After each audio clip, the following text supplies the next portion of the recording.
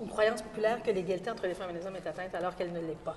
Ce qu'on propose, c'est justement de changer la mentalité, changer la structure. Par exemple, si le gouvernement était en mesure de se poser la question à chaque fois sur les politiques publiques, quel est l'impact sur les femmes, quel est l'impact sur les hommes, et en bout de ligne, est-ce qu'on augmente ou on diminue l'égalité entre les femmes et les hommes?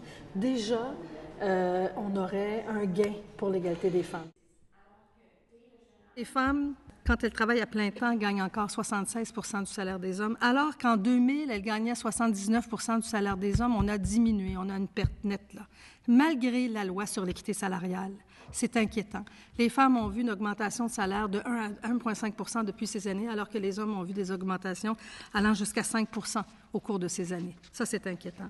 Les femmes travaillent plus, elles gagnent moins. Comment se fait-il?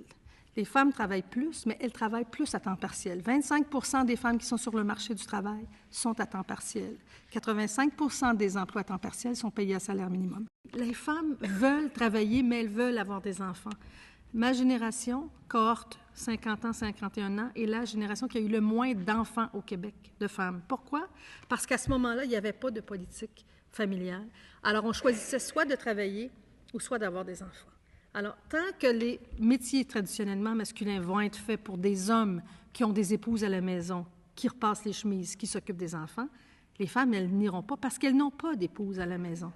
Les femmes consacrent plus de temps à la domesticité, donc 54 % du temps d'une femme dans une journée, 54 % de son temps est consacré dans la maison. Les enfants, la maison, le ménage, le beau-père, la belle-mère. Je dis le beau-père et la belle-mère parce que ce sont les femmes qui s'occupent de leurs beaux-parents. C'est quand même assez exceptionnel.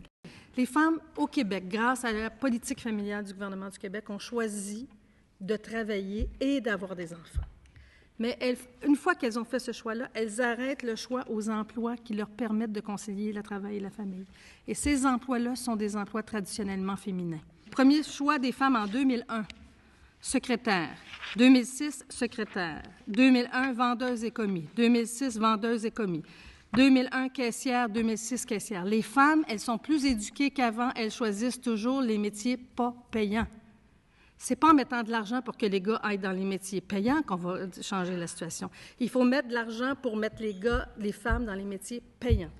Ça prend une politique gouvernementale, ça prend une volonté aussi des employeurs, parce que quand on arrive dans des métiers traditionnellement masculins, où il y a seulement une femme, par exemple, qui travaille sur un chantier de construction, puis les gars la harcèlent, font des blagues douteuses, etc., et que l'employeur ne met pas de contre-maître pour surveiller harcèlement sexuel, harcèlement psychologique et dire, écoutez, c'est tolérance zéro, c'est sûr que les filles ne restent pas. Vous savez, l'égalité, là, c'est pas quand les gars vont gagner aussi peu que les femmes qu'on va être heureuses, non. C'est quand les femmes vont gagner autant que les gars qu'on va être heureux. Des 34 millions de dollars que la ministre a mis sur les 4 dernières années, je suggérerais, moi, que la moitié au moins de cette somme soit mise pour un plan du national pour que les femmes envahissent les métiers traditionnellement payants.